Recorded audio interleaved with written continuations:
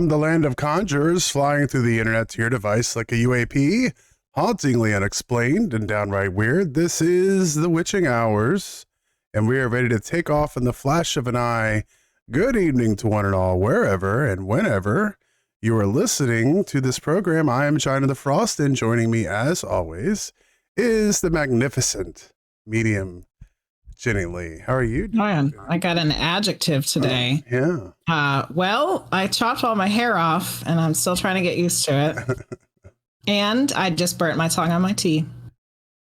Other than that, I'm doing all right. Yeah, I'm coming down with a case of the sickies, I think. Yeah, so, poor Frosty's not feeling so good. We're taking a quick temperature reading before we jumped on tonight, so we'll get through it. Yeah. No fever yet, but who knows? Who knows what tomorrow brings? Thanks, hoaxers. I appreciate it. Well, we made it to another Thursday. Here we are. We weren't here last Thursday. We had a engagement going on. So we had the one from Hanover Tavern last week. So everyone got to see kind of what happened at the Paranormal Paracon there at Hanover Tavern. That was a fun time. So we have that going on. And so we're back at it again real quick, just to kind of go over what we have going on. Tonight, we are going to have the Priestess of Wonderland making an appearance to talk about the moon phases for February. And today is February 1st. Yay. So off we go. And in February, we're going to have quite the lineup. Joining us tonight is Austin Wells. We're going to have Marv Machora next week. Kim Sage, one of Jenny's medium friends, on the 15th. On the 22nd, we're going to have Ron Moorhead on to talk about Bigfoot. Bigfoot! Yeah, there's going to be some good audio, I have a feeling, to listen to that night. And then on the 29th of the month, we have Sarah Bressman-Cosme coming on Leap Day. Leap Day, I didn't even think about it. It's on Leap Day. That's good. That's perfect, because she's always talking about some weird stuff. I think I'm talking about weird stuff. She's talking about weird stuff. So there we go. That's what we have. That's what we have coming up this month. So it's going to be fun. We're looking forward to it. And thank you, everyone, for coming in and hanging out with us and making this so much fun to do. Yes. All right. We ready to get into some news, Jenny? What's the weird news?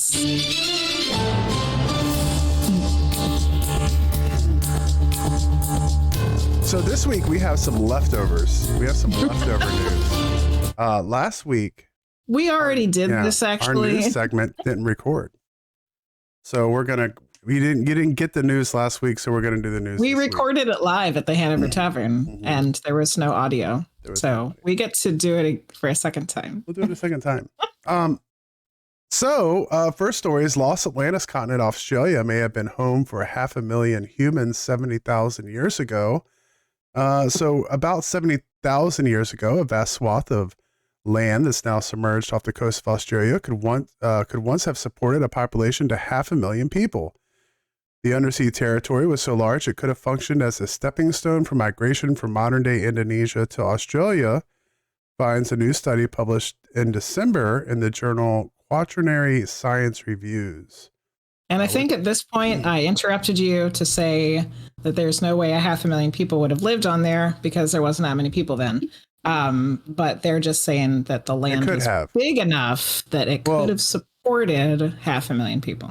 This is one of the questions that we've had with the out of Africa theory is like, how did they get to remote places like Australia? Yeah. Because if there was land in between. You didn't have a Pangea continent at that point. The Earth looked pretty similar to the way it does now. And so how did people get to Australia? And so this is one of the things that could have happened. Yeah.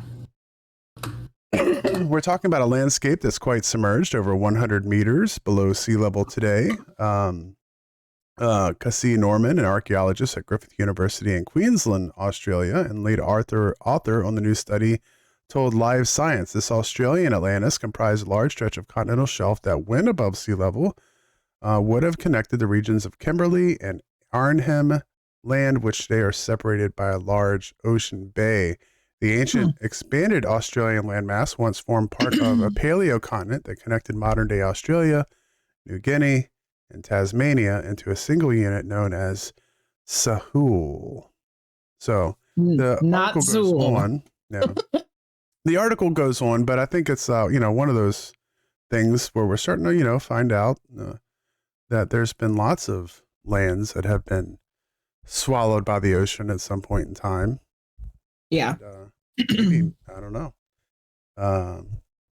We'll see. But when we start talking about Atlantis and you start talking about Lemuria, it seems like there's a possibility for lots of other lost continents. So, yeah, and wasn't there was that the one we were talking about where there was rings? They were seeing the rings, or was that a different one?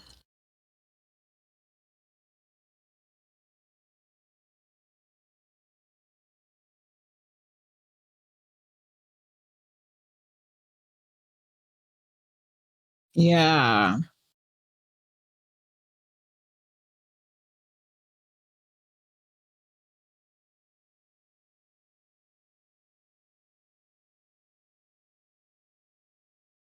Oh, they can't hear you. Did you mute yeah, it coughing? Yeah. So there was a some rings of that were surrounding it too. So which the rings, or Atlantis is supposed to have the rings. Yeah. Yeah. Mm-hmm. Story number 2.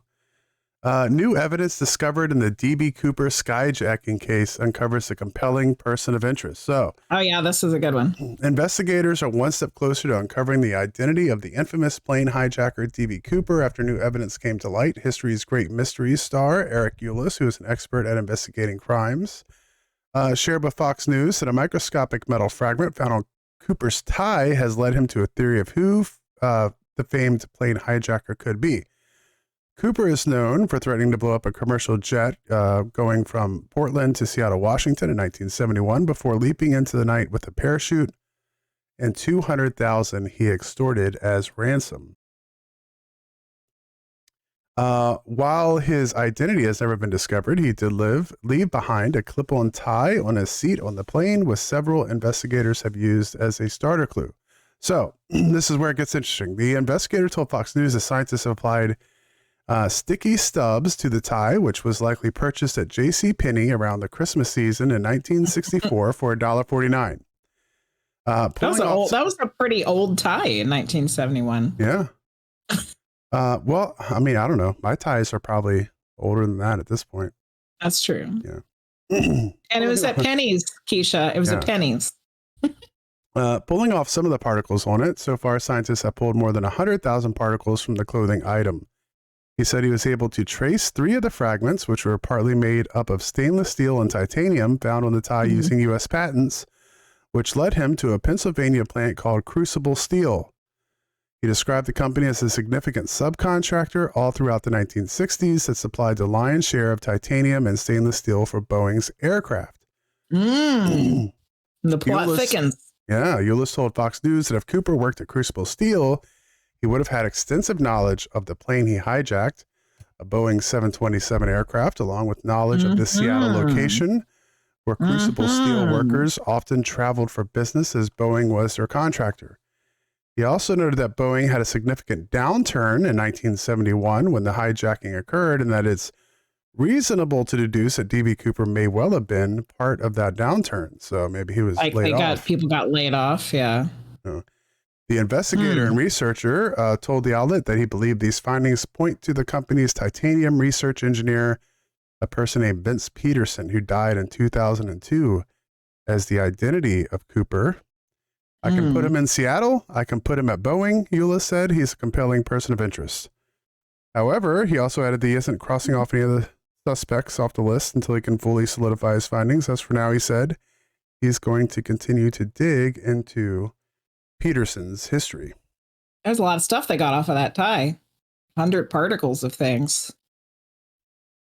I mean, it sounds compelling. I think, you're able to get the metals that time at a place, and now you're starting to build what could possibly be a motive for why creates a story for sure. Yeah. So it'd be interesting to keep up with that. And then the third story tonight is the Chandelier UAP. Photos show a strange object over the Persian Gulf. So a photo was taken from a video shot by a military thermographic forward-looking infrared camera, or FLIR. According to Corbel, the object is officially designated a UAP or unknown aerial phenomena by the Pentagon. If you look at the bottom of it, it looks like a chandelier. I think I put a copy of that in Discord. In the photo, the object also looks star-shaped, and some have suggested it resembles the Chaos Star or the symbol of chaos. I hope the full video of the chandelier UFO does come out, he said, presumably released by the Pentagon. The Defense Department has established an all-domain anomaly resolution office, which is taken with investigating UAP reports and sightings. Other images and photos are available to the public on the website. The chandelier photo is featured in a new documentary series, and they're going to be talking about that one specifically. So when was the sighting? Does it say? I don't know. It was just released. Well, there we go. Well, no, that's the jellyfish one. They don't have a date for this one. Okay. But it's been released by the Pentagon. And then they start talking about the jellyfish UAP that was caught flying out of the U.S. military installation in 2018, which I'll show you that one. It looks like it's like an Imperial probe droid or something. Probe droid. Yeah. So lots of weird things are being seen in the sky. Seems to be happening even more frequently than it was before, believe it or not. So keep your eyes peeled when you're outside. And if you get a good picture, throw it on our Discord. All right. And that was the news. Woo! For the second time for us. Yeah.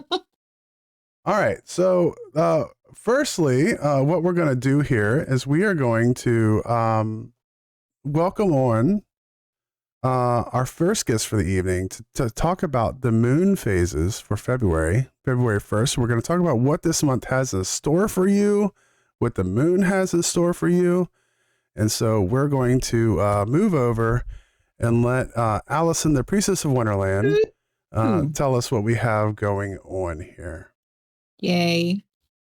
Hello, Witching Hours podcast. Thank you so much for having me. I'm sorry I couldn't be there live. I've got some moon energy for the month of February to talk to you about today. Okay, so going into the month of February, I think we're really going to be able to tap into Aquarius energy and how we relate to it and how we respond to it, how we react to it, how we integrate it, and how we want to approach it as we are entering that age of Aquarius that Pluto transitioned us into. I do want to say that we got a little bit of a taste of Pluto in Aquarius last spring. Pluto did enter Aquarius for a few months, and then it retrograded back into Capricorn. Now it's in Aquarius again, and in the fall, Pluto is going to retrograde back into Capricorn again for a little bit before it goes back into Capricorn. So I think before it goes back into Aquarius. So I think this is really kind of nice of Pluto to do this because it's such a big transformational planet or a small transformational planet, because wasn't it not a planet for a while? I don't know. I think that's really nice. It gives us a little taste. Hey, this is what the age of Aquarius is like, or this is what Pluto in Aquarius is going to feel like. And that was around the time that we had the UFO disclosure. And that is Aquarian energy is new technology, new ways of thinking, out of the box thinking. It's the age of Aquarius because it's transitioning us into a new way of being and opening us up to new ideas that we maybe never would have thought about when the moon or when Pluto was in Capricorn, because Capricorn is all about tradition and doing things a very specific way. So the beginning of February has us in Aquarius season. This means that the sun is in Aquarius, and we won't move into Pisces until the 18th. So for the first few weeks of February, the sun is in Aquarius. We had our big full moon in Leo last week. So now we have a last quarter moon. We have a waning moon. This is decreasing energy and slowing down. So for the first few days of February, we have the last quarter moon and into waning crescent moon, which will bring us to our new moon the following week. Before the new moon, before the new moon, you're going to see that Mercury will enter into Aquarius. So Mercury is the planet of communication. So this helps us discover or learn or try out new ways of communicating. So that again is going to bring in some more of that Aquarius energy on February 5th. And then we have our Aquarius new moon on February 9th. So on an Aquarius new moon, you want to start setting intentions around new ways of approaching things. Like you probably for the month of January, you've been thinking about what are my goals for this year? What are my plans for this year? And Aquarius helps us figure out how to do it. It helps us come up with different ideas. It's an air sign, which is mental activity and wisdom and knowledge. And so this is, I want to do this thing. How can I do it? And Aquarius energy helps us figure out new ways of doing things. It's just a new way of being, a new way of thinking. Then the following week, Mars is going to move into Aquarius. Mars is the planet of action. It's how we approach things. It's how we do things. Mars is also how we argue, how we have conflict, how we have interaction. And Aquarius, again, is new ways of doing that, new ways of approaching your goals, new ways of approaching how you physically act in the world, how you go about your day, how you physically move in the world. And then on February 16th, Venus is moving into Aquarius. Venus is the planet of love and relationships. It's how we interact with people. It's how we integrate and socialize with people. And Aquarius is a new way of doing that. How can you love differently? How can you show love and affection differently? How can you think more heart-centered? How can you think with your heart and not so much with your mind? That's kind of a difficult thing for Aquarius to do. So for the first half of February, we can really get to know Aquarius energy because we've got the sun in Aquarius, we've got Pluto in Aquarius, we've got Mercury, Mars, and Venus in Aquarius. So this is a lot of Aquarius energy. And then we had our new Aquarius moon. So for the first few weeks, like really see like, oh, this is what Aquarius energy feels like. Just kind of notice it, be aware of it and see if anything jumps out at you that's like, oh, and that's going to be the thing that helps you remember all of the different zodiac signs is when you actually physically experience and bring awareness to it. That's when you can start to remember, oh yeah, Aquarius season is right after the new year. It's like we're trying new things, we're doing new things. And that's how I like to look at astrology. And that's how I remember it is I think of the season, I think of the time, and I think of my own personal experience because my experience with Aquarius is going to be totally different to anybody else's. So after all of that Aquarius energy, the sun is going to move into Pisces, and then slowly the other planets will as well. We've got Mercury going into Pisces the next week. Next month, we'll have Venus in Pisces. You can see it over there on the other side. That's March 11th. So really, the first few weeks of February is when we have all of this Aquarius energy. And then it's going to slowly kind of trickle into Pisces energy. And when that starts happening, we will have our full moon in Virgo this month on February 24th.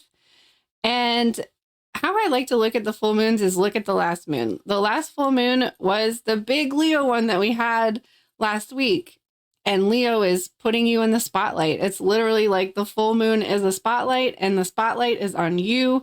And it's what do you love about yourself? What do you feel good about yourself? What makes you feel confident? What gives you self-esteem? What are you good at? This is positive reinforcement of the best version of you, encouraging you to be that person, giving you the confidence to follow your dreams, giving you the confidence to approach your dreams in a new, different Aquarian way, because we always have a full moon in Leo in Aquarius season. They're opposite signs, but they help each other out and they work together. So Virgo comes in and Leo's like, I want to do all these big dramatic things. Look at me, I can do it. And Virgo's like, okay, well, let's be practical about it. Let's make a list. Let's make a plan. Let's get dates on the calendar. Let's schedule meetings. Let's figure out who can help us. What do we need? What do we need to accomplish these things? And the Aquarius energy gave us the ideas of how to do it. And Virgo is like, okay, if this is what we're doing, this is going to be how we're doing it. And it sets the plan in place. It gets things organized. And with a full moon, we're illuminating this thing. With a Virgo full moon is illuminating. How is this going to work? How are we going to make this happen? So pay attention to what comes up for you on the Virgo full moon. And the only thing I have to say about the end of the month is, remember, it's a leap year, so we've got an extra day. The key things that I'm focusing on this month in the Just a Phase Moon Planner is to be your own authority. Be the queen of your own world. Be the priestess of your own world. It's up to you to change your life. It's up to you to look at the negative things that people said about fixed signs and Pluto and Aquarius and saying like, no, I'm not going to have a really shitty 20 years. I'm going to live my life how I want to, and I'm going to do my damnedest to be positive about it and to still try to manifest the things that I want and to not let anybody else tell me how to live my life. The other things I'm focusing on this month is just trying new things. This is Aquarius energy. Try new things and perfect them. If you find something that works for you, then work it out, figure it out. Use the Virgo full moon to figure it out and organize it. We are transitioning from light until dark. I forgot to mention, we have in bulk is February 1st, and that is technically midwinter. So we're continuing to make our way towards spring. Things are getting lighter. Things are getting warmer. The ground is starting to thaw. We're still in winter. You're still allowed to be lazy if you want to. You're still allowed to hibernate if you want to. But just know that spring is coming, and it is right around the corner, especially if you live in the South like I do. And we're getting ready for spring. That's the last theme for this month, is getting ready for spring. And what seeds do you want to plant? What physical seeds if you're planting a garden this year, and what metaphorical seeds? What ideas do you want to plant? What things do you want to allow to germinate under the ground for a little while longer before you bring them to the surface, before they sprout in spring? So that's all I have to say about that. Remember that you are in charge of your own world. Don't let any astrologer, especially me, tell you any differently. You live your life how you want to live it. And I hope you have a wonderful month. Thank you for letting me be here. If you're interested in following the moon more, the Just a Phase Moon Planner is available both hard copy and digital copy. You can find those on my website at priestessofwonderland.com. I'm also doing tarot readings on Twitch, usually once a week. Sometimes we do crafting streams on the weekends, and I would love to get to know you and hang out. So have a wonderful month. Thank you again, Jenny and Jeremy, for having me, and we'll see you next month. All right. And we are back. Yay. Thank you, Alyson, the Priestess of Wonderland, for that update. It sounds like it's going to be an interesting February. Yeah, I like all of this Aquarius energy. Lots of new things, new energy. Still winter, but that kind of resonated with me because I feel like they're like, even though it is kind of like the this weird I don't know, like this weird kind of like lazy winter energy, it does feel like there's a lot of spring coming up. Like me and you are already planning a lot of stuff for the spring. It's like we're kind of getting ready for it. So yeah, so that was good for me. That hit home. So good job. Thank you so much. Thanks, and if you, Alyson. Yeah, if you are not following the Priestess of Wonderland, make sure you go follow her on Twitch. And if you don't have a Just a Phase Moon Planner, then what are you even doing? So go grab one. And you can follow along in the monthly updates and over there on her Twitch page as well. All right. So moving on tonight, we want to welcome onto the show Alyson Wells, former paranormal investigator, and we were talking a little bit about mediumship stuff. So paranormal investigator and medium Alyson Wells, welcome to the show. Alyson, how are you doing this evening? Excellent. So we got started. We want to kind of start off from the beginning a little bit. You talked about how you're a former paranormal investigator, which leads me to believe you don't do too much of it anymore. How did you get started in paranormal investigation? Just was messing around a bit, asked online in a couple groups. I'm from Michigan, so there's like a very small amount of us out here for whatever reason.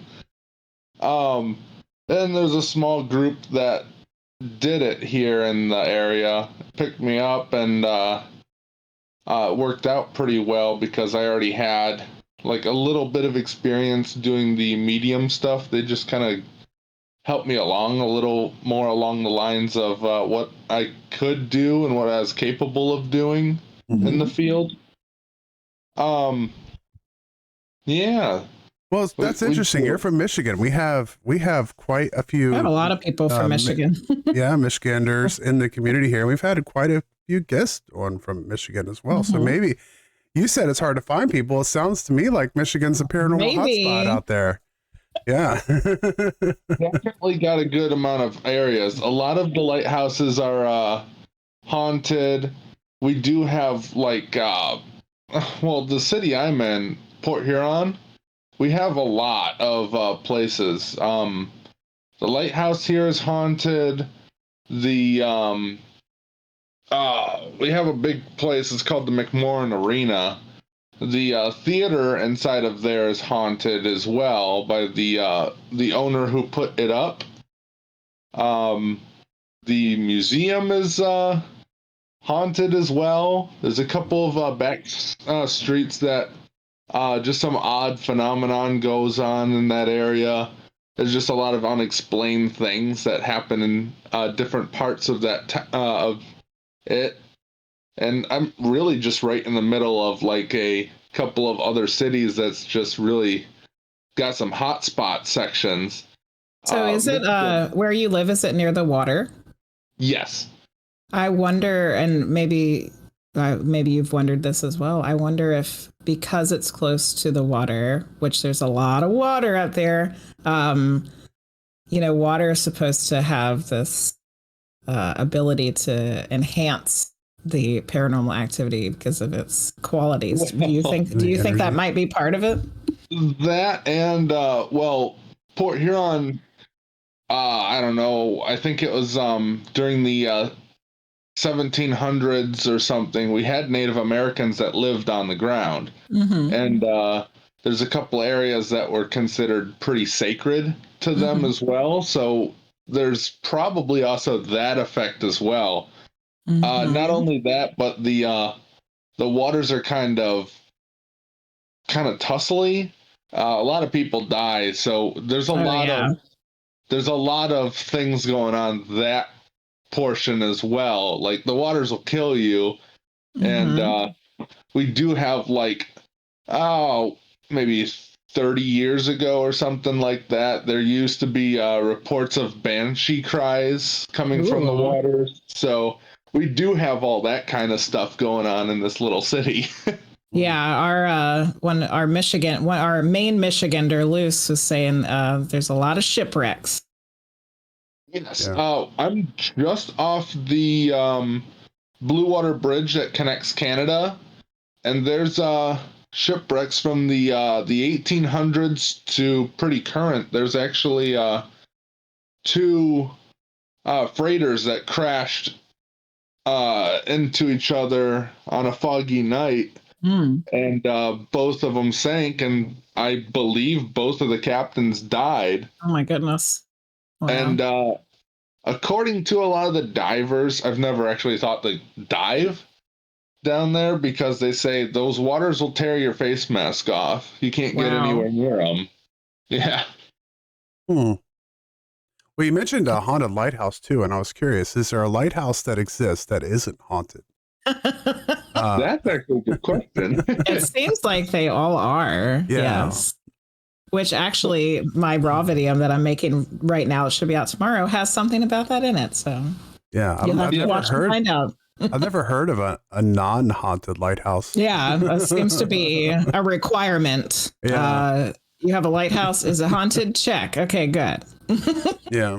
The one that I've got was on one of America's most haunted locations, the Fort Gratiot Lighthouse. The original owner passed away from tuberculosis. Oh, yeah. Haunted by the owner who keeps the polish on the light, and the owner's cat, who also was found after the person passed away. So there's reports of a cat running around the lighthouse, but there's not actually any cats. It's actually a ghost, which is kind of a ghost cat. It's a ghost cat. It's the weirdest thing, but that's what we got. We got a ghost cat in our lighthouse. Ghost cat, lighthouse, ghost cat. That sounds fun. That sounds fun. Yeah. So I was wondering, since you were talking about mediumship too, and you got into paranormal stuff, did you have experiences as a kid? Yeah. I mean, it wasn't unorthodox for me to see things. Like, I was able to see spirits and things like that when I was younger. It was just something kind of, wasn't really something you thought of too often. I just assumed everyone could see them every once in a while. Yes, all of us weirdos just think everybody else is a weirdo too. Yeah, pretty much. But yeah, I mean, it was kind of cool, and like I got into this group, and they helped me understand like the push and pull of different energies, and then how to read the energy that I can pull. It also helped me to like if you ever learn how to do the energy push and pulls, if you coat yourself, you can actually hear and talk directly to some spirits if they want to talk to you, kind of a thing. Yeah. So pretty much most of my time learning that stuff was actually just sitting by any kind of tombstone or grave site and just kind of waiting, listening. And a couple of them would want to talk to you, especially the ones where their gravestones are old enough you couldn't read them. Oh, yeah. Yeah. Interesting. So for you, what did it feel like, or how did you experience the pushing and pulling of the energy? Well, I had to practice a lot of martial arts to do that. It was just something that I had beforehand, and then I found out you can actually push your physical energy back and forth. And it didn't take too long, maybe a couple months, to really be able to use that to read. If you push your energy into a cursed item or something that's like a tombstone or an urn or something like that, you can really get a spirit's attention pretty quick, to be honest with that piece. And if you can pull energy, you can actually tell if something is haunted or cursed. Sometimes when I was like at the peak, I could actually touch walls, flooring, anything that was like original to haunted locations, and be able to tell, okay, what exactly are we dealing with in this house, kind of a thing. And if the spirit itself was willing enough, I could actually see who it was. Yeah. Awesome. Did the pushing and pulling of the energy, like, did you feel it like in your physical body? Yeah, you can feel it. If you're not careful with it, you can actually become fatigued pushing your own energy. I've gotten a little older, so it's kind of harder for me to push as much as I could. Pulling's a little bit easier still. But yeah, when you get a little older, you don't have all the stamina in your earlier 20s. So. Yeah. That's kind of interesting because we had a guest on a couple months ago named Chongor Daniel, and he does a lot of energy healing. And what you're describing sounds very similar to that, of like being able to push and pull energy. He kind of uses the same language there. Yeah. Are you familiar with that? Yeah. but I don't. Unfortunately, I don't know how to do the healing piece of it. I never really continued my research after retiring in the paranormal field. I mean, I still do all my medium stuff. That's just involuntary. Yeah. I still can see spirits. I still can interact with them because that's just who you are. Yeah. You can't really get rid of that piece, unfortunately. But when you get a little off balance with it, it's a little bit more tricky to get back into it. One fun thing that I've learned is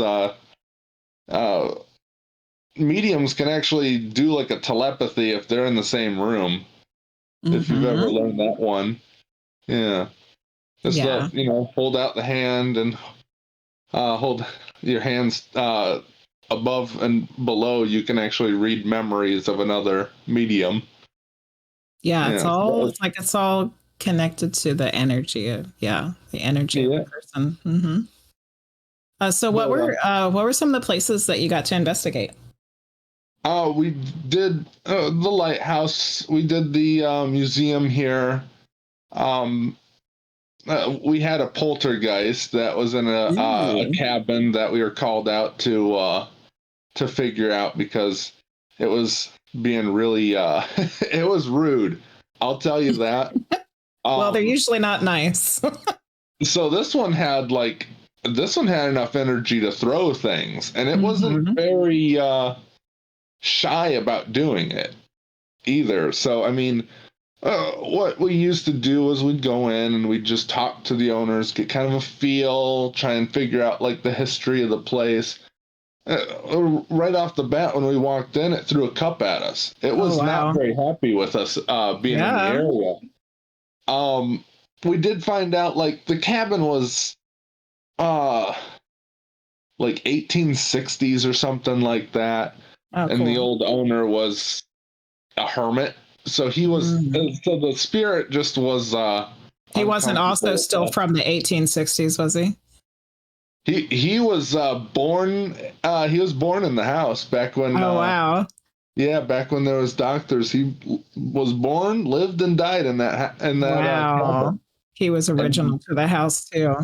And he was not very happy with people just coming and going. Like the historic community owned it, and that's how we found out it was haunted, because the staff were being attacked by it.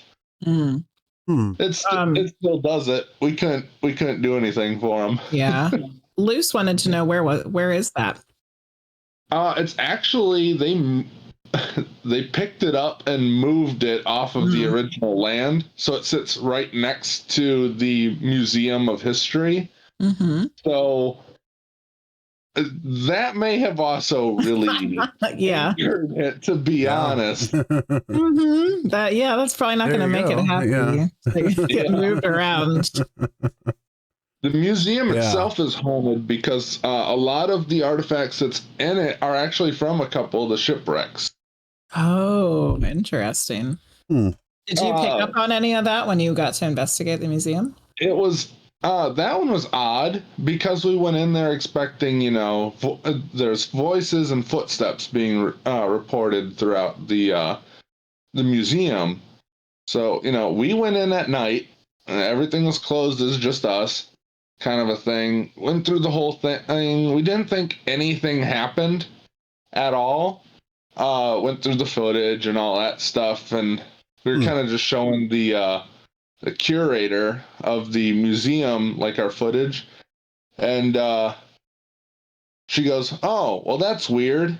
And we're like, "What? Did you see something on the thing?" And she goes, "No, we unplugged the music box and it played throughout the entire video." Whoa. Yeah, so we, for like anyone who really wants to get into paranormal stuff, the small stuff is actually, sometimes the smaller stuff that you overlook is something that you might not recognize. Yeah. The curator had unplugged the music box, but somehow it still played when we were in there. That's pretty cool. We had a question from Apple Cat, and I wanted to see what your take is on it. Why do spirits cling to places for centuries after they die versus moving on? What do you think? Well, at least from my understanding on it is, you get into something so well and so often, you kind of just put your own energy into a place or a location. Mm-hmm. Yeah. And when you pass away, it's still there. Other times it could be like that could be your last place and you had a lot of emotion in that area. Memory in one place will also put their energy into it. I'm not exactly sure how that works. Yeah. But that's why like graveyards are usually jam-packed with that kind of energy. Because they're still remembered there. That's true, yeah. By other people who's still living. Yeah. Yeah, those are all good answers. There you go, Apple Cat. I hope that was helpful. So you investigated the lighthouse, museum. You got to do the cabin with the crazy poltergeist. I wanted to see. I asked. So when you were at the museum, they have stuff from the shipwrecks. Like, did you pick up on anything like through your mediumistic abilities about the shipwrecked items? Yeah, there was one in particular that they had. It was they had the whole. So there's this. I don't even know what it's called, but it holds the rope to the anchor on it. They had a whole piece of that, and it was the only thing that wasn't encased. That we were when we were in the museum, they said that the only rule was we couldn't mess with anything that was in a case. And that was one of the only things that I could get my hands on. Yeah. That wasn't encased. And there's one person in particular on one of those shipwrecks that touched it, and I was able to see and I could see and interact with him a little bit. Oh, that's cool. Fortunately, from what I saw from like the small vision I could get from the energy that was left on it, he did make it off the ship. He was one of the people that made it to a lifeboat, but his energy is still on it because he probably was in fear of his life when he touched it and it left his energy in it. Yeah. I think energy does get left behind everywhere. We just don't realize it. The only downside to being able to read the energy is you only get like that small snippet. Just whatever they put into it.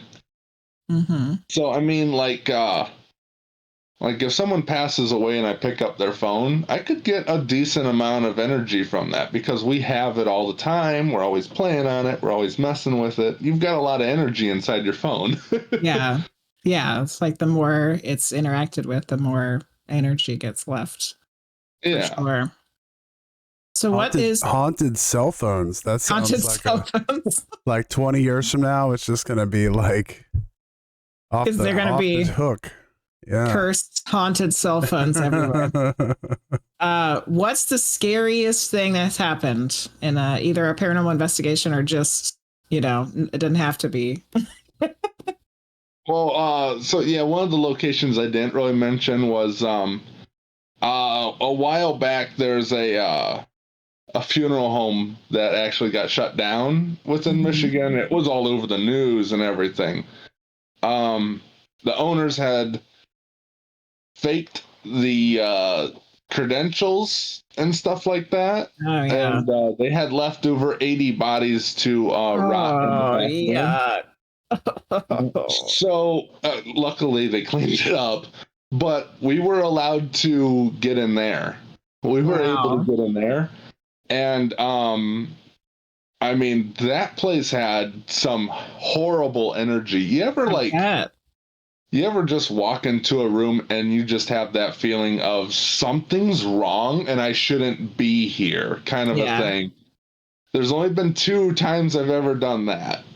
There's one house is called the Octagon House outside of Jeddo, Michigan. Mm-hmm. And it's infamous because for some reason people keep buying it, but every owner who's ever owned that house has ended up hung in the attic. Whoa. And there's a horrible energy when you get up there. I think I saw that on a paranormal show. Yeah. Yeah. Mm-hmm. Yeah, we did. I got to see that. We didn't get to like stay the night because it was just we deemed it too dangerous. Yeah. But for some reason, we decided to go to the rotting morgue. Yeah. The rotting funeral home. And we had full body apparitions. Unfortunately, the cameras never picked up on it, but we saw it. And we were able to confirm with each other, like, you do see that person standing there, right? Like, wow. So what did it look like? Well, we had 3 of them that actually appeared to us, no problem. I'm not sure if you're familiar with the Watcher. We had a Watcher that was full body apparition. A Watcher's it's like a tall man, stands about 6 foot tall, and he's got a wide brim hat. The Hat Man. Yes. Yep. Yeah. They're also known as Watchers. Watchers. We had one of those sightings. We saw the little girl was one that was really like, the little girl in a white dress was one of them. And then we saw something else that we deemed, when we saw that one, we deemed we shouldn't be here at all because it had the elongated fingers. We actually saw the glowing eyes and everything like that. We saw it in a hallway that separates the morgue system with the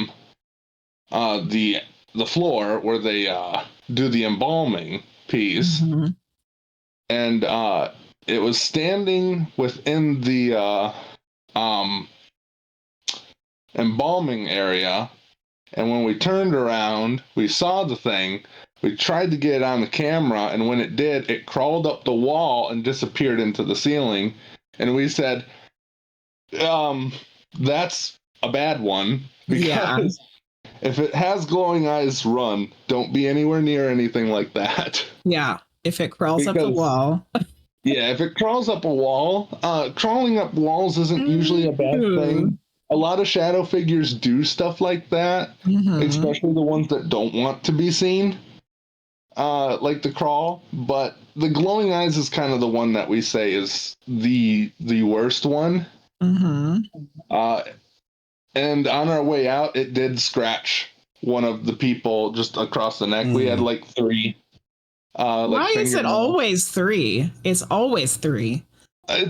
We have had them like I've never really thought about why it's always 3. It seems like it's always 3. It's always like 3 scratch marks that are. It's always every time it happens. Marks. Yeah, I wonder why. And there's always like just a top or a bottom jaw. There's never like the whole thing either. I've noticed that too. Weird. But that Rusty, there was another question. Did you want to ask that one? Yeah, so Applecat has another question. Do spirit get stuck permanently in these types of corrupt funeral homes when this happens? So do you think the people are stuck permanently, or was it just kind of like them hanging around to make sure that people knew what happened there?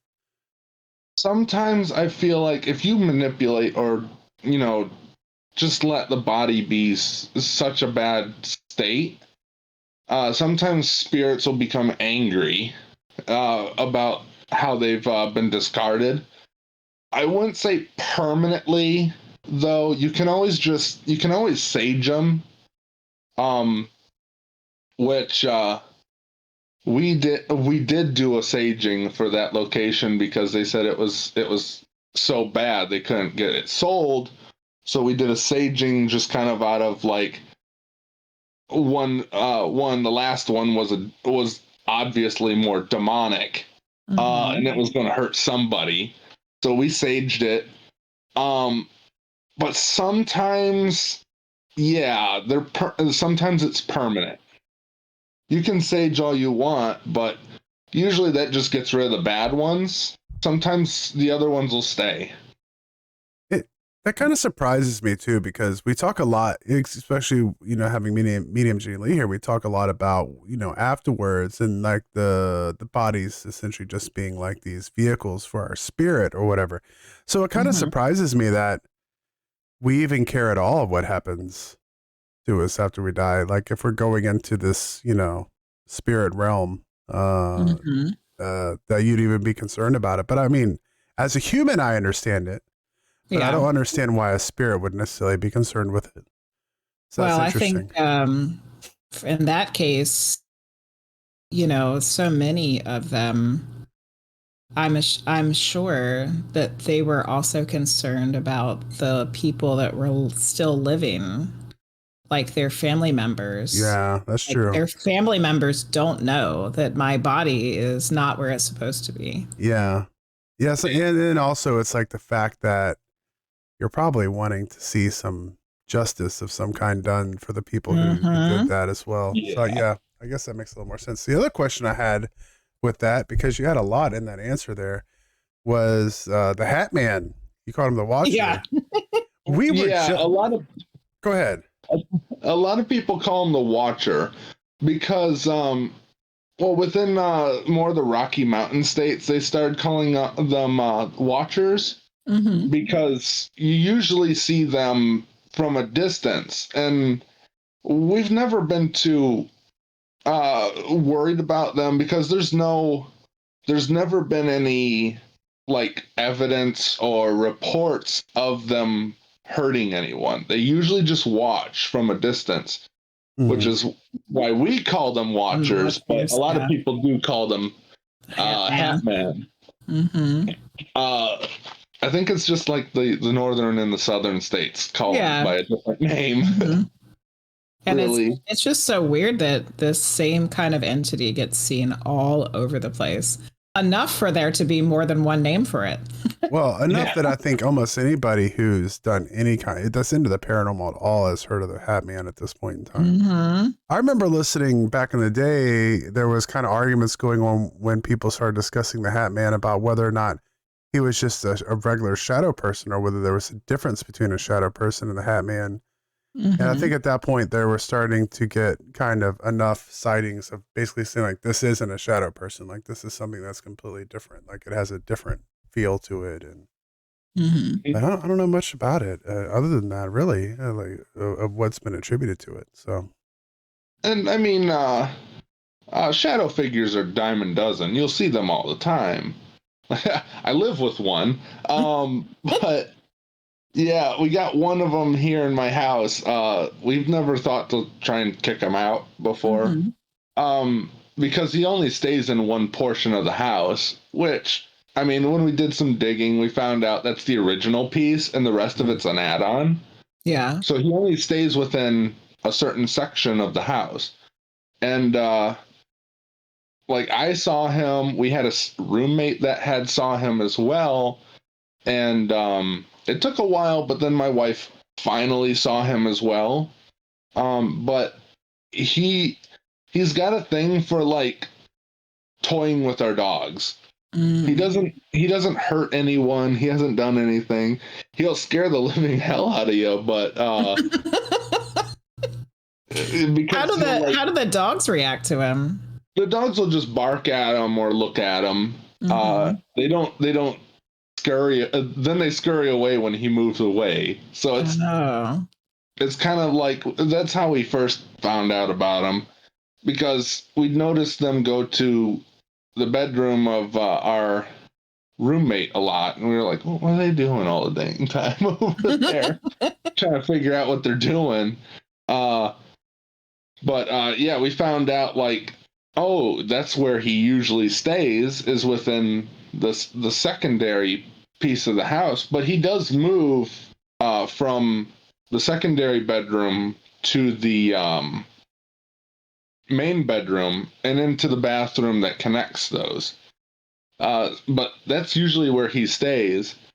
And we're not really sure if it's just that's like the one part of the house that hasn't been messed with too much, or anything like that. We're not even sure why he's here. Yeah. I haven't been able to figure that out. Does he seem residual or intelligent to you? He's intelligent enough, yeah. Because if you get near him and you kind of like, if you go up to him and like touch the wall where the shadow is, he'll move away. He doesn't want that, and he doesn't like you staring at him too much. He'll go away if you look at him too long. So it's a little bit different of an entity, but he's not been enough of a pain for us to worry about, really. If he's just hanging out. He's not really doing anything bad. Yeah, I mean, as soon as that thing starts throwing things or leaving scratches on people, I'd be saging him pretty quick. Yeah. But, I mean, he's welcome to this house as much as I am, so he's probably been here longer than me. Why should I get him kicked out if he's not being a horrible roommate? It got me curious, Austin, because you've had these experiences in your home, and we've had some experiences in places we live too. So I got a poll started in chat of have you ever lived in a haunted house, apartment, or whatever? And so we'll see what the responses are on that. So far, we have 5 people who have lived in a haunted house. So that's interesting. I got the Twitch here, so I'm kind of watching a little bit. I do have that delay, so yeah.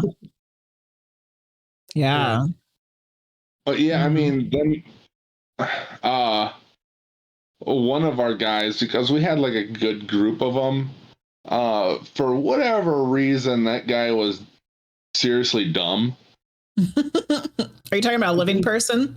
Yeah, he was. Okay. He was part of the paranormal team. Okay. And we found out he liked to take small things. Oh no. From locations. Oh yeah. And he ended up getting super sick after one of our things. We found out he from the funeral home, he found a Beanie Baby that he brought home, and one of the guys was like, "Hey, Austin, could you check this thing to see if it's like cursed or something?" And oh yeah, that was a possessed doll. It was, oh my goodness, it was easily tellable. And unfortunately, I don't have the video of it, but we did do a energy push on it, and it did animate for one of the guys on camera. So there's a video somewhere out there of us putting it. I pushed energy onto it, and we sat it down in a corner, and its head moved. Oh, creepy. One of its arms kind of moved a little bit too. So it was kind of like oh, well, he shouldn't have grabbed that thing. Yeah, really. Yeah. For sure. That's what's making him sick right there, is that thing. Yeah, don't take stuff from places. Yeah, no, that's one of the big no-nos. Don't take things, because you're already acting them up and everything. They're going to find a way to latch on to you. You don't even have to take things. They'll latch on to you if they feel the need. Yeah, well, it's dangerous enough just buying stuff from like antique shops. Taking things from a place that's known to be haunted. It's haunted. Very smart. Yeah. I mean, it's weird to me that there's like a huge market for haunted items. Like people buy them all the time. And it's weird to me. It's not super difficult to get something haunted. I mean, just accidentally leave it at a funeral home. You'll get something haunted pretty quick. Yeah. I mean, I understand the big market for like the macabre. So like it doesn't surprise me that people want to collect those things.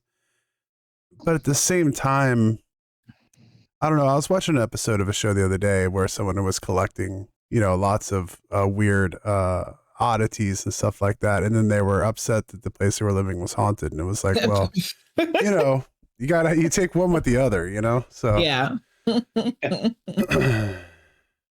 So there's our poll results. 6 people said they've lived in a haunted house or apartment. Yeah. I mean, no knows. It's not super uncommon. Mm-hmm. Just it depends on how bad it is, I guess. Like we were saying too, it's like energy gets left everywhere. So. Mm-hmm. Yeah. And also, I think there's like, oh, go ahead. Oh, I was going to say, and then there's good and bad spirit types. Mm-hmm. There's the ones that you don't even know are there because they don't do anything bad or show themselves. And then there's the ones that we all hear about and we see in the movies. So yeah, I think I was just getting ready to say, actually, when I was kind of interrupting there, was that idea exactly, was like, more places are probably haunted than you think. It's just, if you're not living with anything that is like really negative, you might not even really be unless you're like a medium or something. If you're not like open to it and you're not looking for it, you might not even realize that it's there. Yeah, very true. Mm-hmm. Like we've lived in places, Jenny, where you were like, oh, well, there's there's this person here, but I was never aware of it. It was never like I've lived in places where I was in fear, but I wasn't even aware of it. It didn't bother me, even though you had said something. It wasn't anything that ever entered my radar, as opposed to other places where we lived where I didn't want to go to bed at night. Yeah. Yes. Yeah. So different. Yeah. And like a good example of it is it's an older movie, Paranormal. Yes, I love that movie. Uh-huh.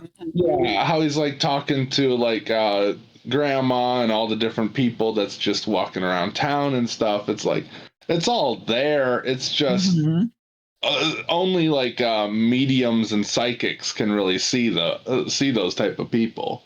Yeah. And it's I never know. There could be someone sitting on that old couch that grandma had, Yeah, for sure. Yeah. So it was a good segue to my next question. So what's a positive experience you've had with this supernatural, paranormal, or spirits?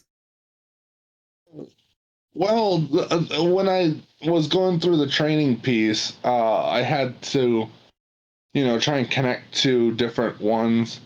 And there's a feeling that you get when like something wants your attention, but it's not a horrible one. And I was just in a graveyard with the other guy, and he was kind of leading me through. And I was like, something wants my attention. I'm not exactly sure where it wants me, so I'm just gonna kind of walk my way through this graveyard in the middle of the night and just kind of figure out which one it is. And we came across like one, and it was relatively old. We couldn't tell what the first name was, but the last name was Wells. So, oh yeah, which was unique because I was like, I've never been in this graveyard. Just one thing wanted me to come over to a grave site that was really old and had my last name in it. Just happened to have the same last name as you. Yeah. So we were just like, I was talking to him like, well, apparently this thing wants my attention. What should I do? Kind of thing, because I'm still new. And he goes, well, if you push and pull your energy, most likely it'll talk to you and everything. So really, its whole thing was, it was afraid it was forgotten. Oh, and yeah. it wanted people to know he was a Minuteman. Oh, cool. Yeah. Huh. So, in a fun way, we were actually, we then talked to, I don't know exactly what they are, that runs the whole graveyard. And we talked to them about how there's this one guy, there's one grave site, its last name is Wells, but we can't make out the rest of it. and it wanted people to know it was a Minuteman. And the guy went through the records and he goes, "Oh yeah, that was Augustus," which was just another weird thing that it's very similar.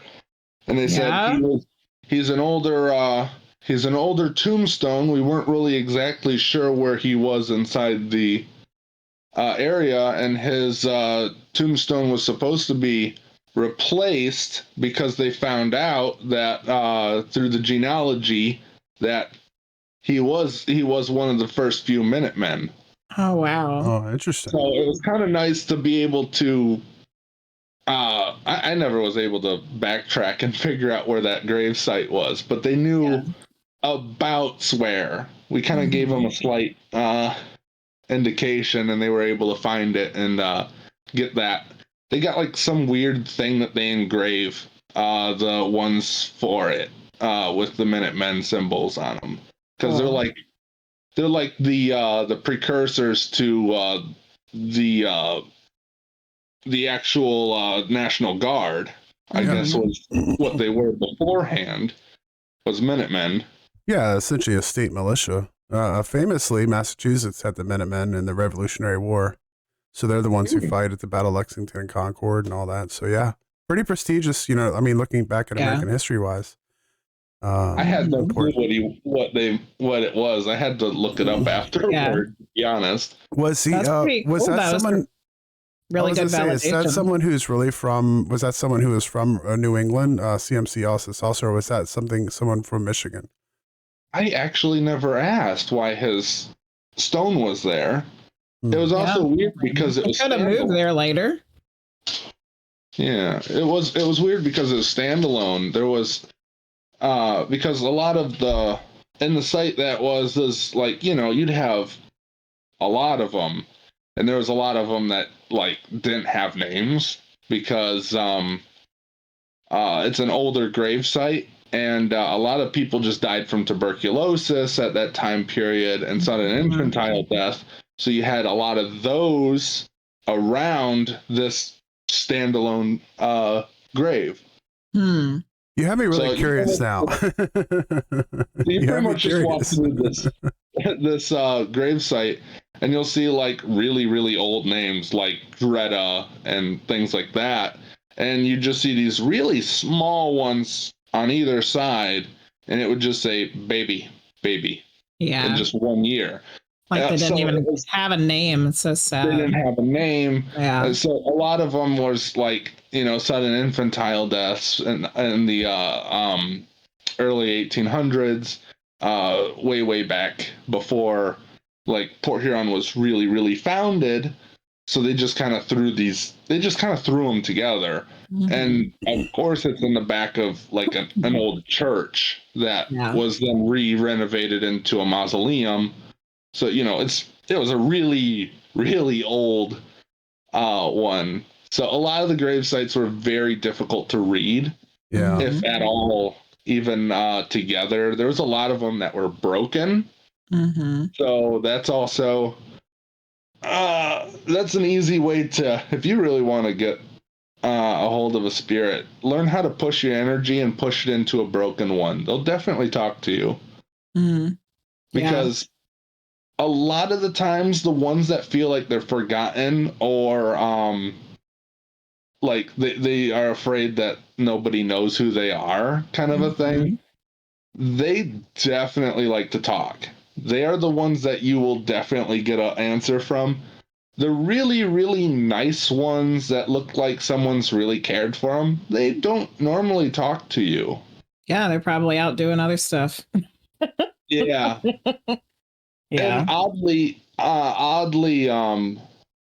I've noticed that soldier ones that have just the name plates on them, not the like their dog tag nameplates on them, they don't interact. And the reason why is because there's not actually a body there.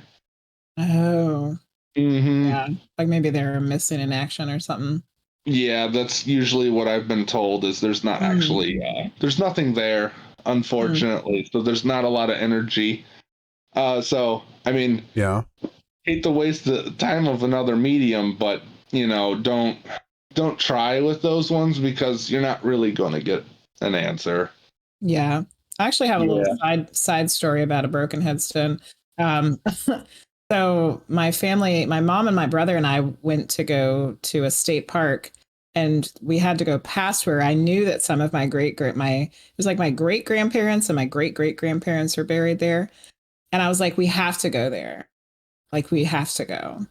And we show up and we're like looking all over the place, because I had been there 2 other times and I was like, I can't find the headstone. Where is it?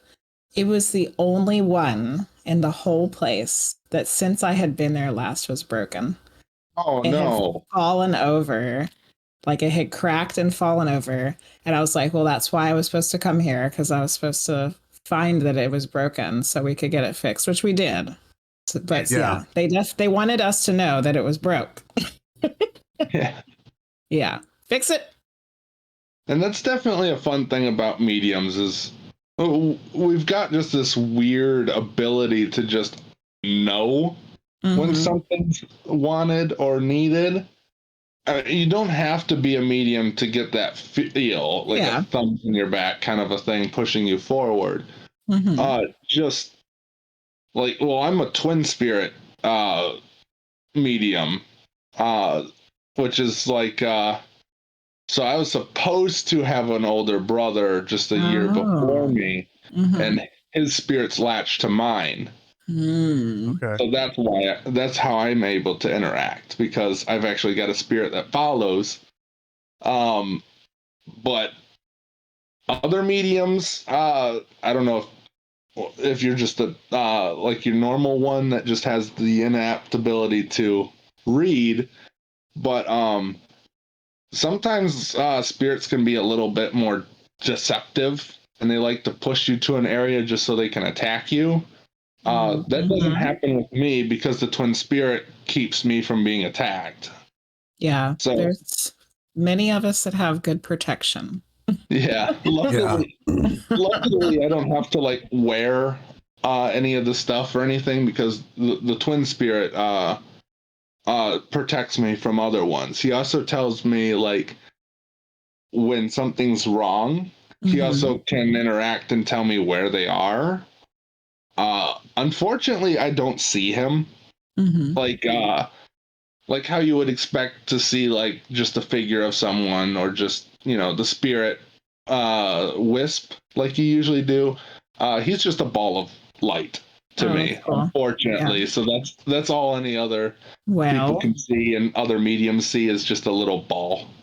Well, I mean, that's pretty cool though, because it seems in my experience that sometimes when they show up as light, it's that they're kind of like a higher level energy. But they don't have to be in a form anymore. So it sounds like you have a wonderful guide and protector. And I've always thought of it like, because he never came to exist in the first place, he's just the ball of energy. So That's interesting. That's pretty cool. We did have another question from Applecat. Do you think the Hat Man or Watchers is actually some kind of angel of death or a psychopomp spirit that helps people pass on? So I've always kind of figured the Grim Reaper as our follower kind of thing. But the Watcher always seems different, because like no one's really ever seen the Reaper, at least not in my experience. I've always thought he's just the Watchers are just kind of there. They're one of the weird ones because they're intelligent enough. You can definitely tell that something's different about a Watcher. But they're not even like known as to be bad omens or anything like that. They just seem to be curious. They definitely scare the crap out of people, though. Yeah, because you definitely can tell. Yeah.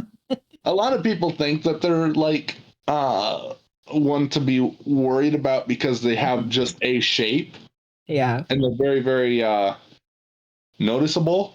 Mm-hmm. But luckily they don't hurt anyone. So I've never really thought about what exactly he does. Yeah. I've always just thought they're like a curious soul or just someone who didn't want to go. Yeah, it's interesting. There's been a lot of speculation on that it's like the same entity, that it's like this one thing, but the people do see them with different hats. Mm-hmm. Yeah. Like the one people out see them in way. bowler hats, people see them in top hats, people see them in all kinds of different hats. Around here, it's kind of more like it's kind of more cowboy. Yeah. Mm. Yeah. Wide brim. And it's weird because, like, at least in my experience, different entities either give you different type of vibes. Like my shadow figure here, he's there. He just wants to interact with people, kind of thing. He's just wanders a bit, but then you've got the ones that like they want to talk or they want to be remembered, and then they're gone when they've talked to you. A lot of them's like that. Yeah. And then there's the ones that just want to do harm. The Watcher's weird because he does not interact with people. He's usually at a distance and he always watches people from a farther away. So it's very unique. But honestly, I don't think he's like a trapped soul or anything like that. He's something else. Yeah, that's what I kind of think too. May of Autumn said that they saw a hat man in a theater. They worked out in the West, which was a very old building that was 100+ years old. Oh yeah. Yeah, it's pretty common.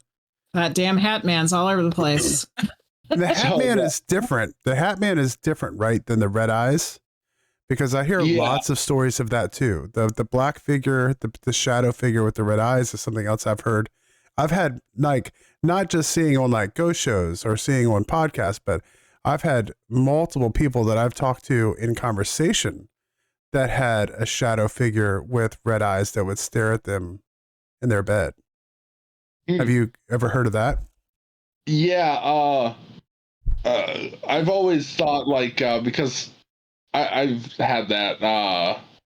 Someone asked me about that once, and we went and investigated, only to find out like the house wasn't haunted one bit at all. He had sleep paralysis. Yeah, so I think a lot of people kind of get those kind of stuck together because unfortunately there's a lot of people with sleep paralysis that see a figure inside of that inside that as they well. see terrible stuff. The sleep paralysis. Terrible stuff. And interesting enough, we had a guest on recently who shared some stories about sleep paralysis that made us wonder if it was really sleep paralysis or what's going on during sleep paralysis. Or for his particular experience, there was some instances that weren't sleep paralysis. Where he got like shoved off a bed. Yeah, or he was standing at the window. Like you're not paralyzed if you got up and walked to the window. Sorry. Yeah. That's interesting. Yeah. And the little girl's the one that you got to be a little bit more worried for because she goes either way. Unfortunately, we got a couple schools in the area that's haunted in that portion, and they have a little girl. There's a middle school, and they've got one. And I mean, faculty and students have seen her equally, and they've actually given her the name Sally. Everyone's like, "Oh, Sally's nice. She likes to play with the basketball. She'll roll balls from the she'll push different balls and things from the gymnasium, she'll move those around. There's always at least one or two of them that's always off the rack when you go to open up in the morning. I only knew about it because I was a custodian and I had seen her. And like a lot of the teachers and kids are like, "Oh, that's Sally. She's fine. She's nice."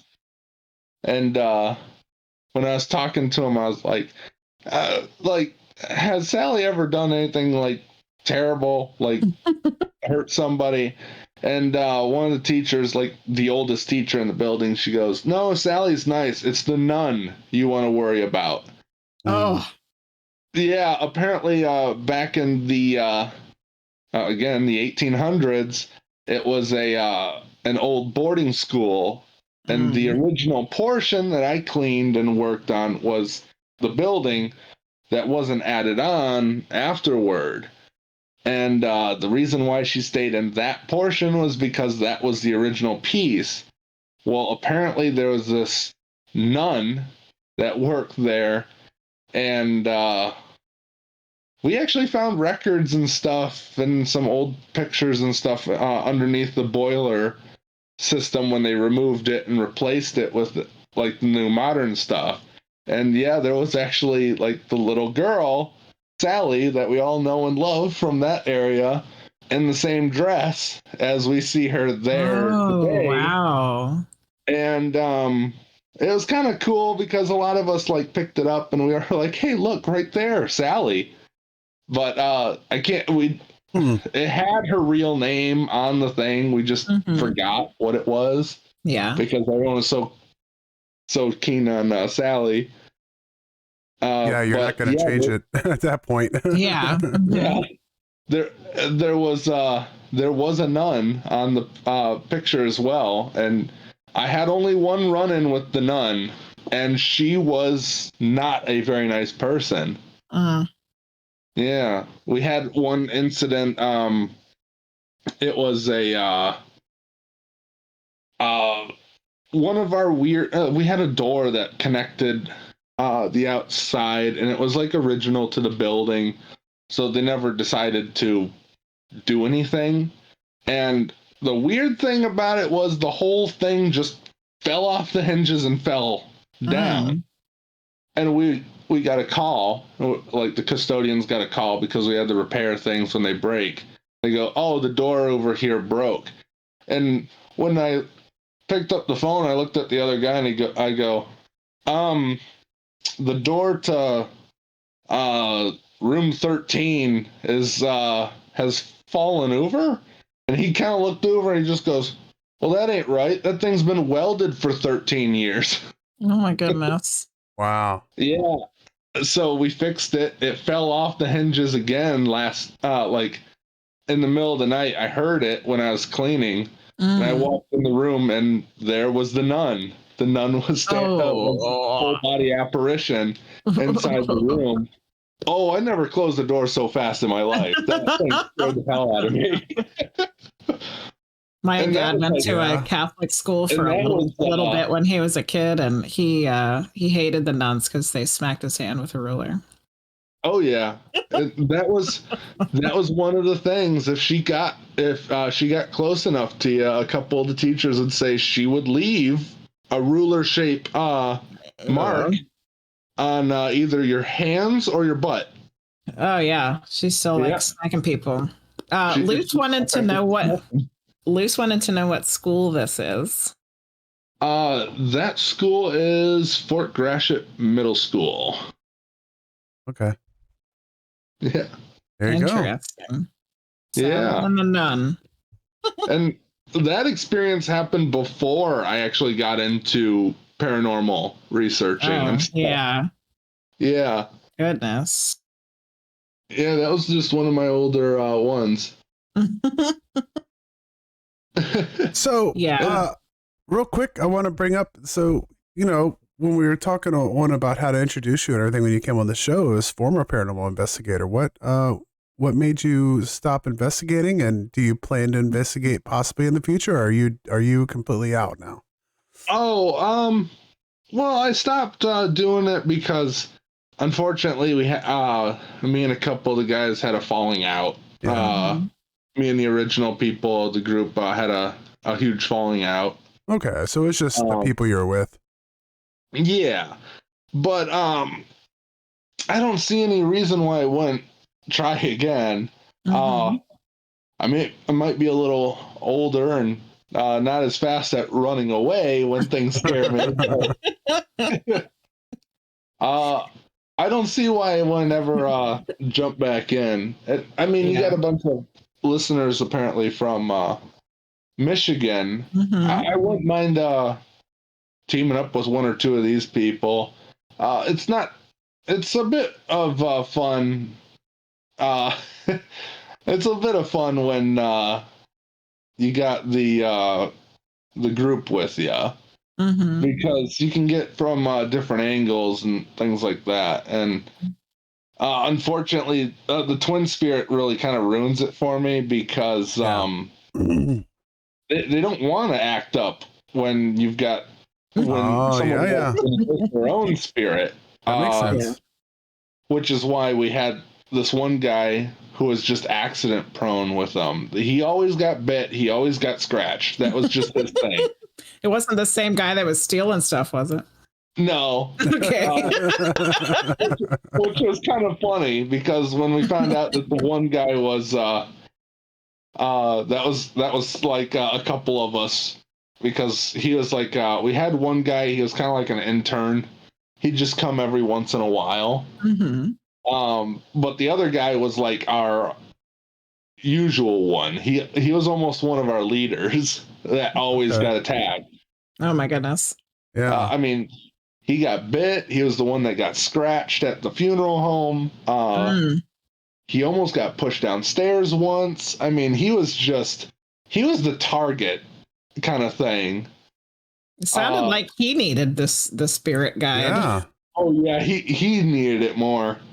We used to, but like towards the end, we started teaming him a little closer to me, because they would leave him alone a little more often at that point. Yeah. Poor fella.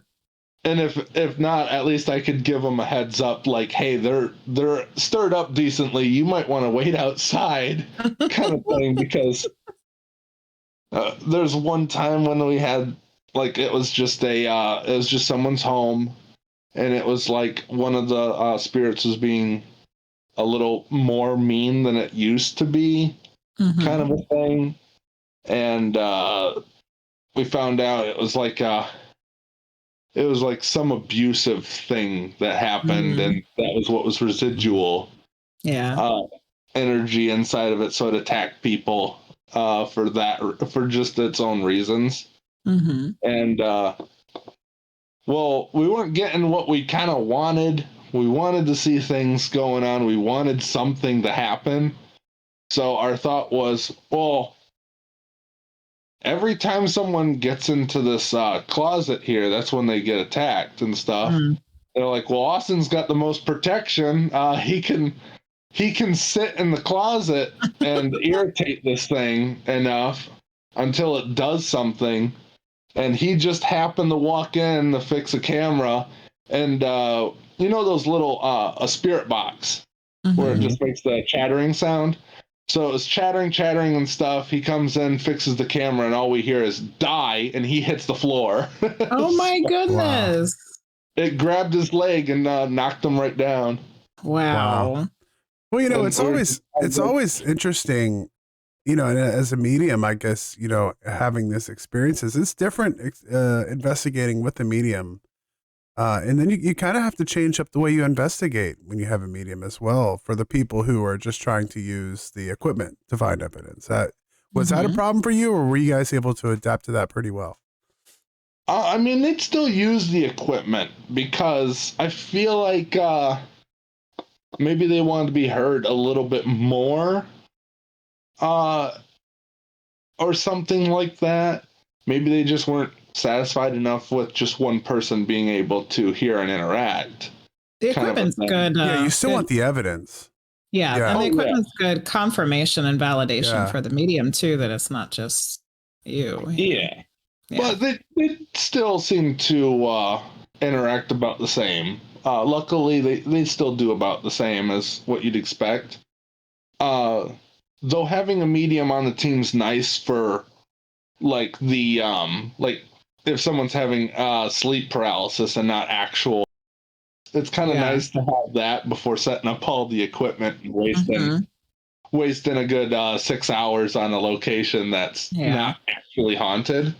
I feel like that's kind of a nice change because we had that and other groups didn't. That's one thing that's nice. Also having a medium's kind of nice if you want to like date things with the reading of energy piece as well. That kind of gives you a little bit more of like a feel of it, and being able to do some investigating when you know that something's not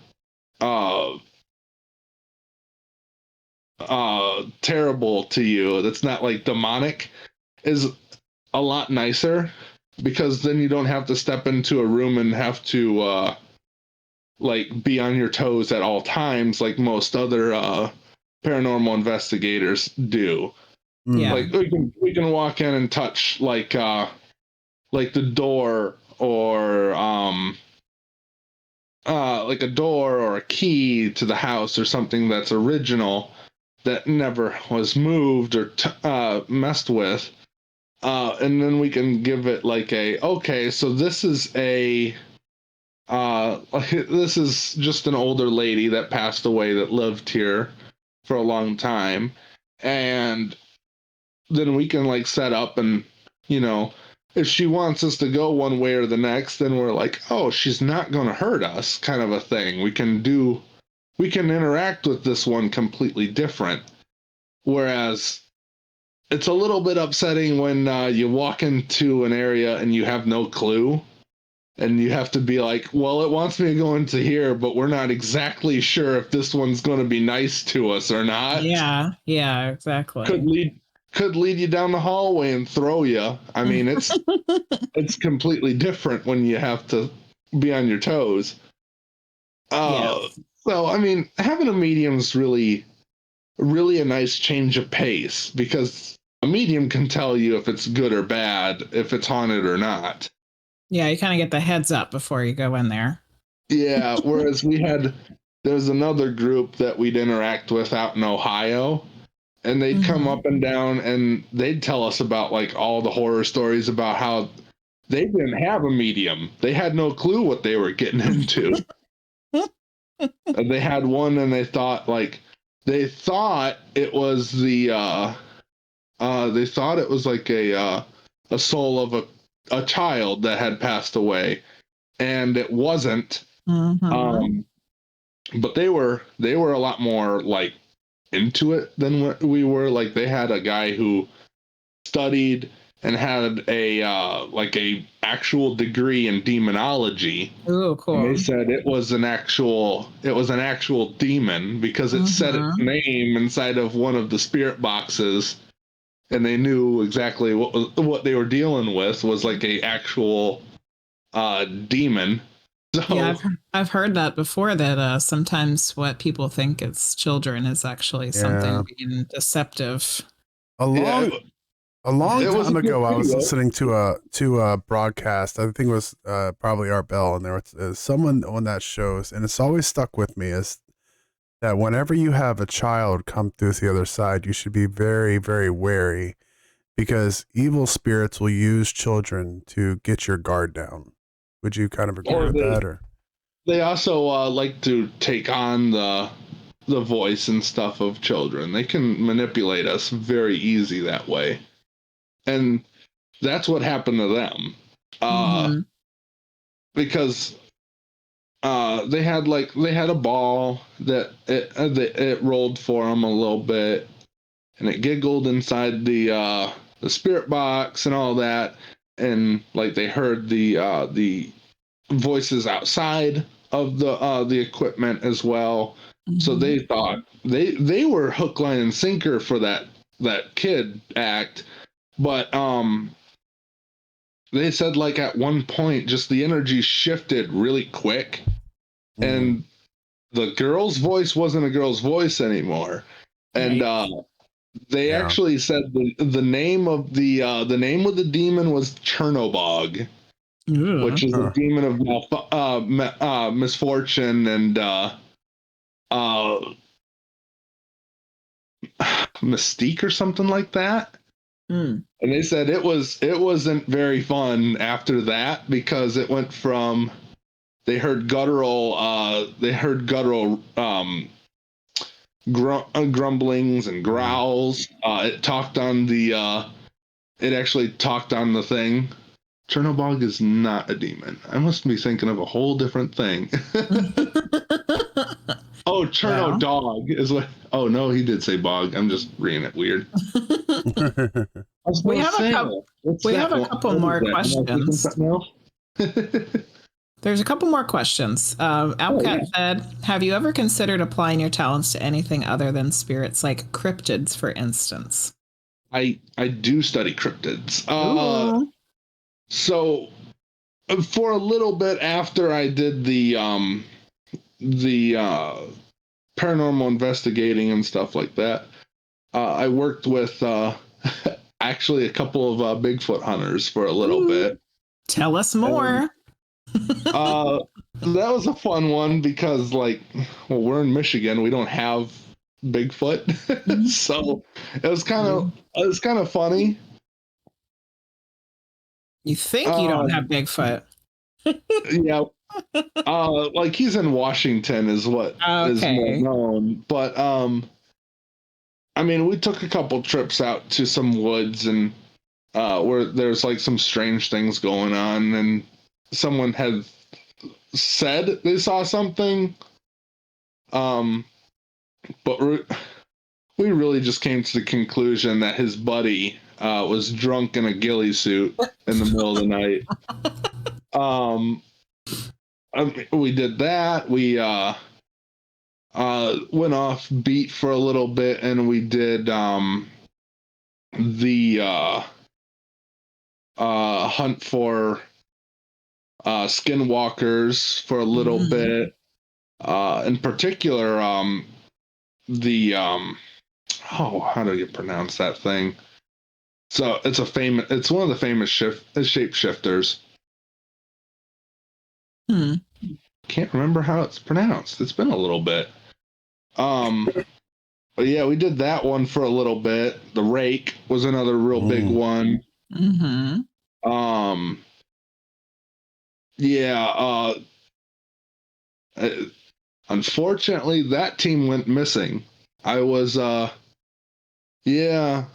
when they started going after skinwalkers, and oh man, I can't remember the actual one, because they went after that one, and two of the guys just ended up missing. They never found them or anything, and the other guy went into like mass hysteria. Oh my goodness! They locked them up. If anyone can remember that one. I guess they found the skinwalkers, maybe. Yeah, because like when they found him, he was in like some abandoned cabin, and he kept repeating the thing that they were going after had taken the other two.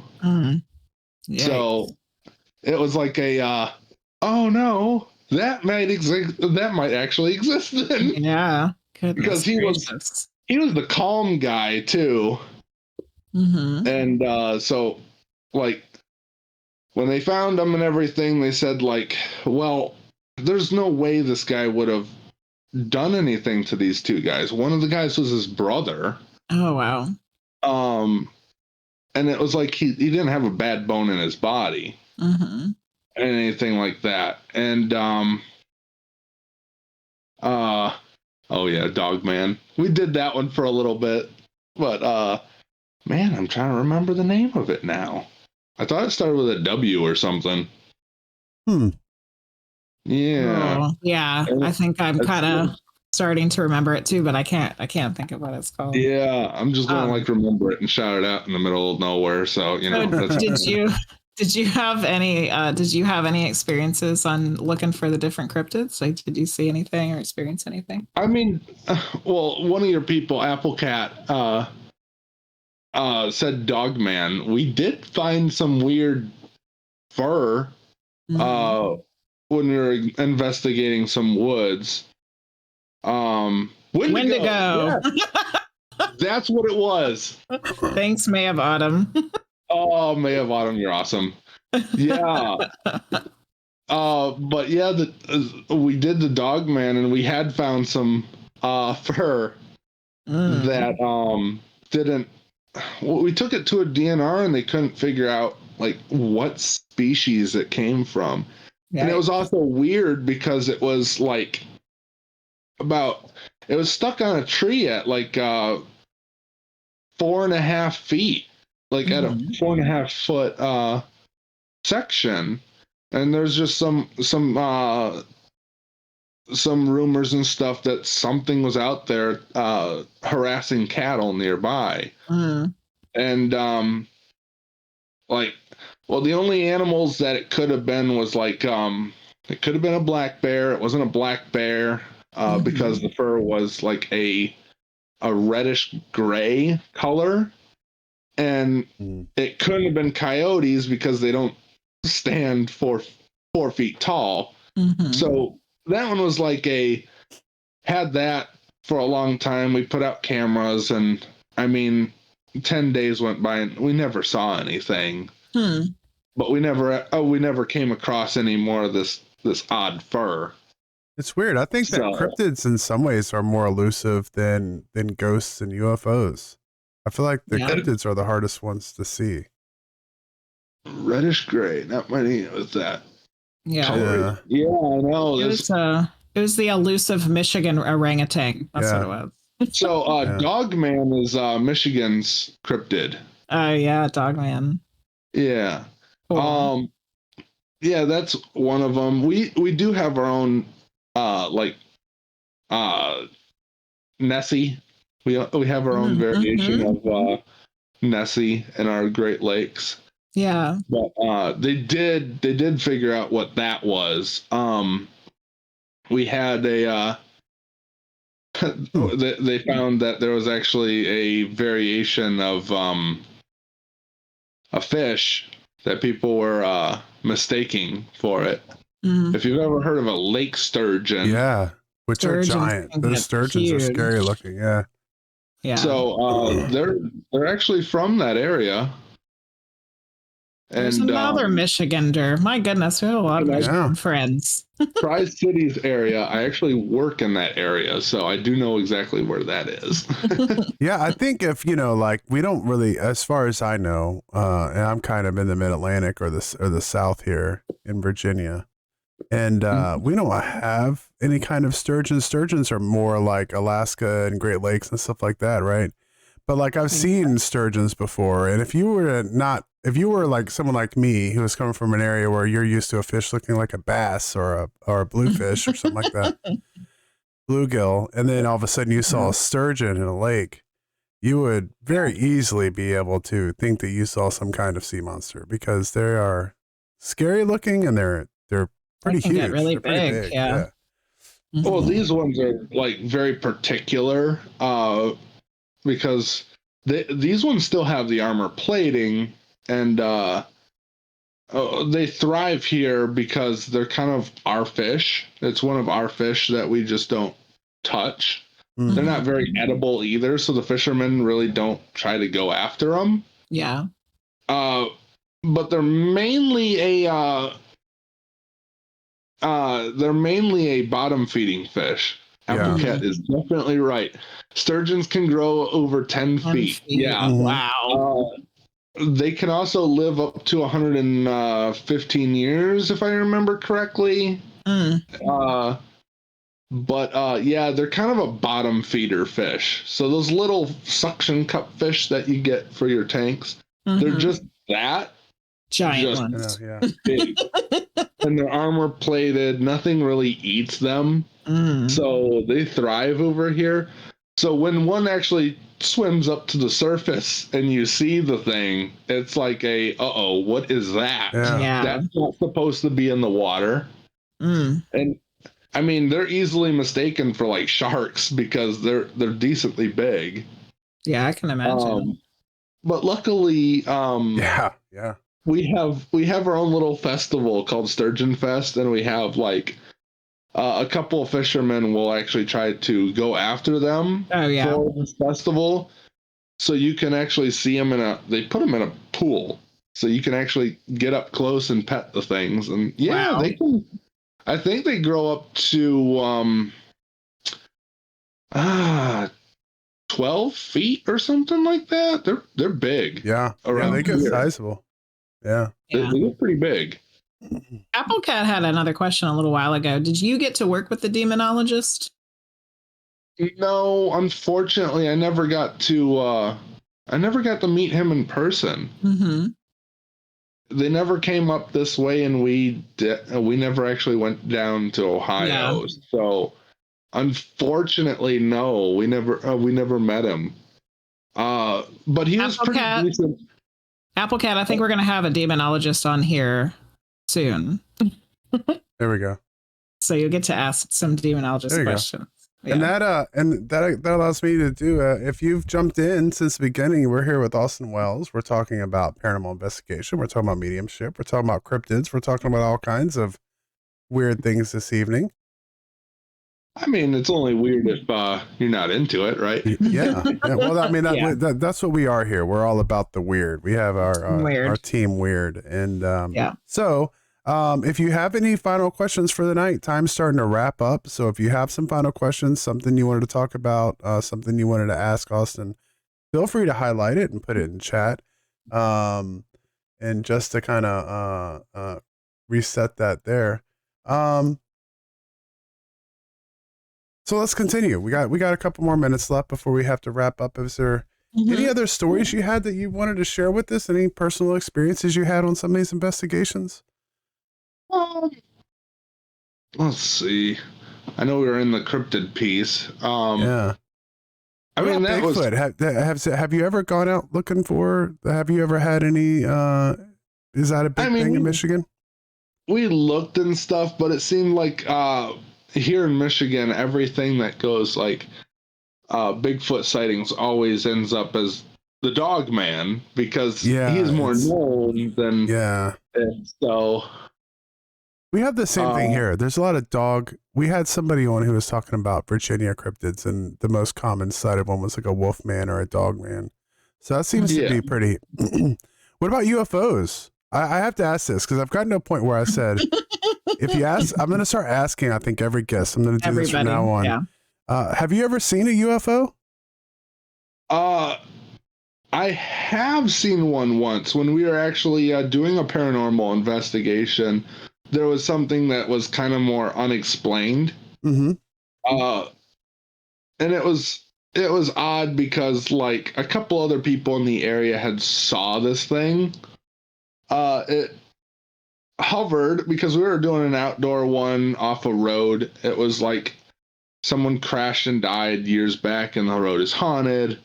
So we were there just kind of poking through the woods and up and down the area. Like this big light, like almost like someone turned on a street light. And we were like, well, what the heck is that? There's no street lights in this area. We're in the middle of like the sticks kind of thing. Mm-hmm. And we look up and there's this thing and it's got like, it was weird because it had a blue light, not a green light like you would expect from like a plane. Mm-hmm. And it wasn't like moving. It was just sitting there and it had like a light to it, like almost like a helicopter or something, but it wasn't making any noise. And I guess like someone maybe 2 miles up the road also had seen it. Mm-hmm. And reported it as well to like a local news team or something like that. And they were like, it was rounded, but it was triangular in shape. Okay. it hovered in space for a bit, then it just went backward and disappeared. And that's what we kind of saw too, because it was like, it was like triangular, but the piece that was what we assumed was the front must not have been the front, because it went backward and disappeared. And there's like a bunch of other people were like talking about it and was like, oh, what was that and everything. And I guess a while later, maybe like a day or so, I guess well, we got a military base not too far, the Selfridge military base. And they were like, oh, it was a Black Hawk, is what they kept telling people on the news. And we were thinking, like, yeah, sure it was. Like, nobody bought that. Yeah. Black Hawks are loud, too. Black Hawks are very loud. Just a helicopter in general is loud. Yeah. And it was you can't not hear it. I know Black Hawks are loud because I used to have a Black Hawk landing pad right outside where I had to sleep. So there was no getting any sleep when the Black Hawks were coming in and out. go ahead. So, that went on for a bit because a lot of people got really angry with that answer. And I guess like then like, I don't know, maybe 3 more days after that whole thing, and just people were getting heated about it. We're going to go out and try and figure out what this thing was, because I guess they were having people running around, and some guy got arrested for flying over the base on a makeshift paraglider and stuff like that. And I guess like there was a leak on their thing that they had one of those stealth bombers in production. Like there's a stealth bomber that was being tested. They had like a picture of the thing, and I mean, it kind of looks similar to it and everything, but I'm still pretty skeptical, because I've seen how those things fly. Yeah, and they fly towards the point, not away from the point. Yeah. So put it in reverse.